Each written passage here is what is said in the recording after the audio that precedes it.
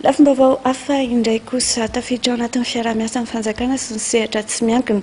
Ny tetikasa izay mikasika ny fitantanana amin'ny parkina izay mampiasa ny fitaovana manaraka ny toetrandro antsoina ihany koa hoe eurodateur. Ny orinasa Easy Park izay orinasa malagasy no miara-miasa amin'ny commune Antananarivo renivohitra ao anatin'izay tetikasa lehibe izay. Claudia Rasotson sy Mami Rasamoely. Ohatsina hoe eurodateur ahafahana manao ny paiement na parking payante izay iarahana amin'ny commune urbaine Antananarivo sy ny Easy Park miasa. Ny fampiasa azy ity voalohany indrindra dia mividy carte. Misy carte efa misy crédit ny ao anatiny izay vidina eny amin'ny mpivarotra carte efa mahazatra antsika tahaka izao ny endriny. Dia misy 10 000 ariary io, misy 15 000 ariary, misy 25 000 ariary ity carte ity.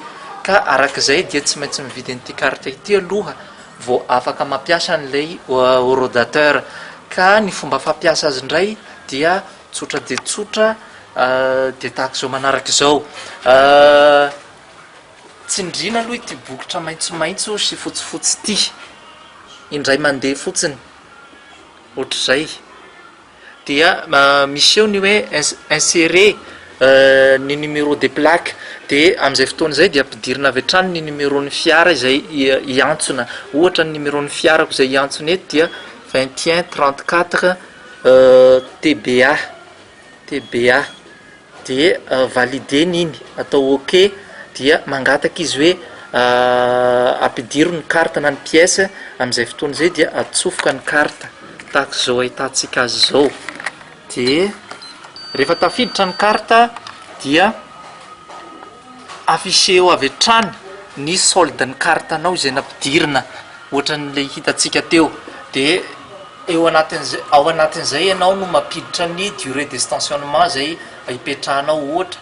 Dia ny plus ny kitihana amin'izay fotoana izay raha hijanona ianao eo ao anatin'ny atsasakadiny dia 50 sy 200 ariary. Dia manao plus indray mandeha ianao dia adiny iray no angatahanao dia 500 ariary.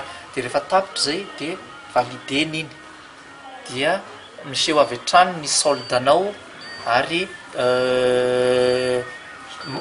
sotomina ny carte dia mamoaka ticket ny eurodateur amin'izay fotoana izay.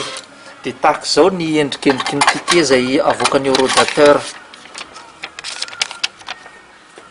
Arak'izao ahitantsika azy izao dia affiché eo ny volana alohanao, io ny numéro d'immatriculation ny fiara izay nampidirinao teo, ary affiché eo ny heure farany ahafahanao mijanona eo.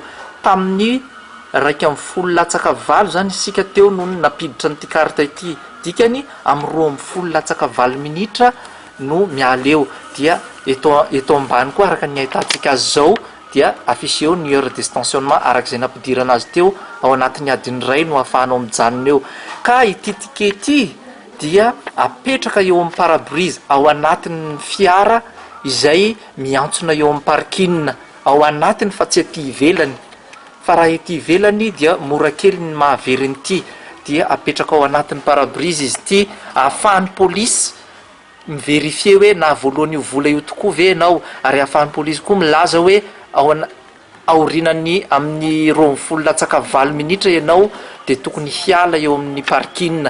Tsara ho marihana fa rehefa tapitra io ora io dia afaka manavao indray mandeha ny ora tianao hijanonana ianao, na mbola te hijanona adiny iray na mbola te hijanona adiny 2 aorinan'izay fotoana izay. Dia tahaka izay ny fampiasa an'ity eurodateur ity